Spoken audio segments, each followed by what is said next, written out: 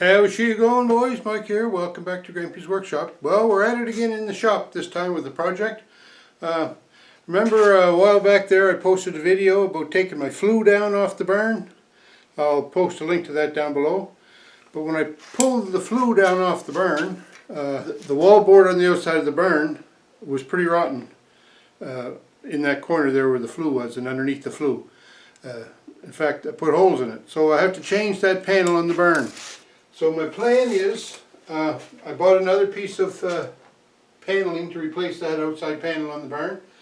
I'm going to go try and rip that panel off, but I'm not going to rip it completely off. I'm only going to cut it from, one of the joints in the panel is in the middle of this 2x4. So from the middle of that 2x4 to the middle of this one in here, I don't know whether you can see that, but that's just about 32 inches. So I'm going to cut that outside panel down the middle of that 2x4 and remove that outside panel, and then I have to do something with the house wrap in here because I've got holes in that now. So I'll have to either take that out and replace with something else or patch that up. I'm not sure exactly yet what I'm going to do. So that's the project. I have to clean up this corner, take the drill press away and clean the wall off. But let's go outside first before we get started here and just have a look at what we're facing on the outside. So out here on the outside, this is where the flue came out, so I just put a patch of aspenite over that to keep the water out. And there was another hole came down here, so I had to patch that one up too. But this is what I'm talking about. So this panel, the joint of the panel is right on that bead right down there, and it comes from there over behind this little roof I have over my my fuel storage. So I'm only going to come from that joint right there to this stud right here. That's the stud goes down right there. So I have to clear all this area out, and then I'm going to try to gear up to figure out a way that I can get a straight edge down there and then cut down this panel right here, because that's not a normal natural seam in the panel. Once I do that and then cut this side off, then I'll be able to pull that piece out, and then that little piece of paneling that's left between the edge of this panel that I'm removing and the tractor shed here on the right, then I'll have to pick away at that and get that pulled out too, and I'll get that down as far as I can.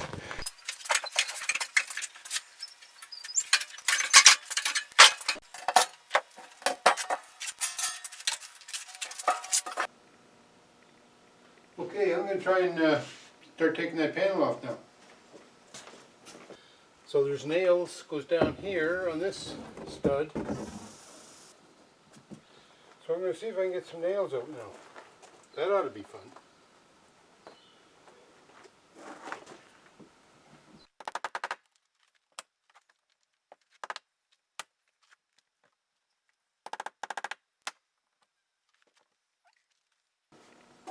So I'm going to try and knock this panel off from the inside here, just see what happens.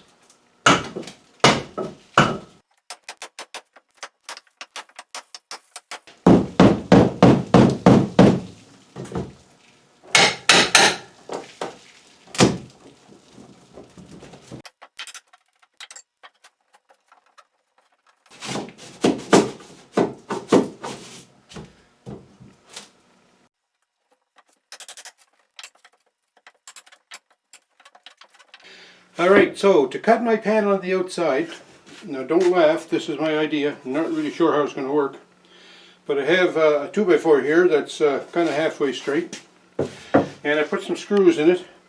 My idea is to go out and locate what I consider to be the center of that stud that's out there, and draw a line down it, down the center of it, on the outside, right, on the panel. Then set this 2x4 up against that line, screw it to the outside panel. Okay, so first of all, the saw is unplugged, so we're good. What I need to do is set my depth of cut now to be 3/8, no more than 3/8 of an inch below the bottom here of this 2x4. Right here. Okay. I don't know how well you can see that, but we're just about right there. So I'd rather it be too shallow than too deep. Alright, you can see here some nails, and those nails are in the center of the stud, or I hope. So I'm just going to assume that that is the center of the stud. What I want to do is cut down here, so I don't want to cut into the nails, right? So I'm just going to go right beside the nails, as close as I can get to the side of the nail. So if I draw my line right along the edge of the nail, I should be able to cut there. Then I won't have to re-nail this panel at all. That'll be sweet.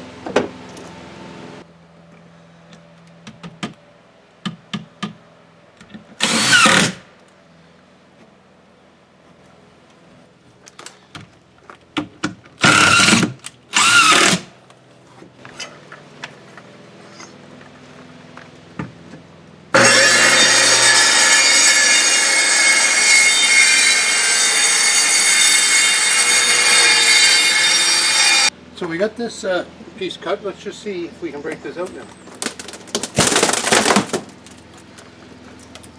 There's the door to the barn. So it did come out. Holy Toledo. So we got it cleaned out. There's a little bit of cleanup I have to do up here in this corner and down in that corner. And I still have to take out this little piece along here that's pretty rotten. I was thinking about this house wrap business, and I was thinking, oh, I'm going to have to replace that with something. But I don't know, that doesn't look too bad. I think just some tape on those openings will do it wonders. And I have some of that red, you know, I don't know what it's called, tape that you use for putting on house wrap. So I'll be able to use that. So I'm thinking about what I'm going to do with this little piece here. When I look at it, now just watch this. It's only, I don't know, 2 inches at the bottom. It might be 2.5 at the top. So that means that this building's not plumb. Don't ask me how that happened. It must have been windy the day I was building it. Anyhow, I'm thinking what I might want to do is just maybe cut out the rotten part. Because at the bottom and the top, that panel is still just as sound as the day I put it up there. So I'm thinking if I cut it from here down to about here, we'll say, well, you can't see that, but about 3 feet from the bottom, and just take out this rotted piece, and then when I cut the new piece of paneling that I'm going to put in there, I'll cut it to fit in that. Now that's going to end up being an issue because of course then the little seams here, the beads that are milled on the sheets of paneling aren't going to match up. But I have a thought on that too. Like, we're around here in the back of the barn. Not many people come around here, and if they do, they're not looking at the wallboard, they're looking in the bushes someplace to have a leak. So I'm thinking that might be okay. But anyways, we'll see. I'm going to go to work here anyway, so just try and chisel out this rotted piece, and we'll go from there. That's all I can do for now. Oh, and what I've done to try to protect my house wrap, because I don't want to cut it, I had a little thin piece of sheet steel, so I just flipped that behind there, and it's in quite far, or I think it is. So I should be able to cut that, and my knife should go into the, or the chisel should go into the sheet metal, and not through into the house wrap.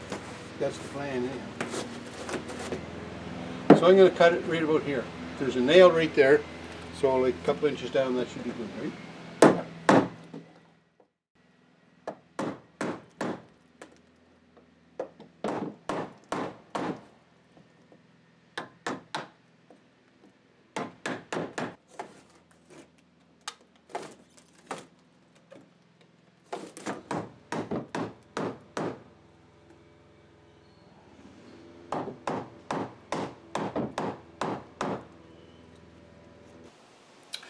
Guess what?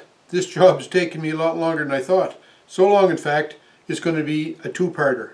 So this is the end of part 1. So thanks a lot for watching. I hope to get part 2 posted in another 3 days or so. In the meantime, thanks for watching. Appreciate all your comments. So load her up. Thumbs up me. I like when that happens too. And if you're new to the channel, thanks a lot for tuning in. I hope you enjoy all the videos, and I hope you come back often. So in the meantime, everybody, stay safe, stay healthy. If you get a chance and you need to, wear a mask, and we'll talk to you soon.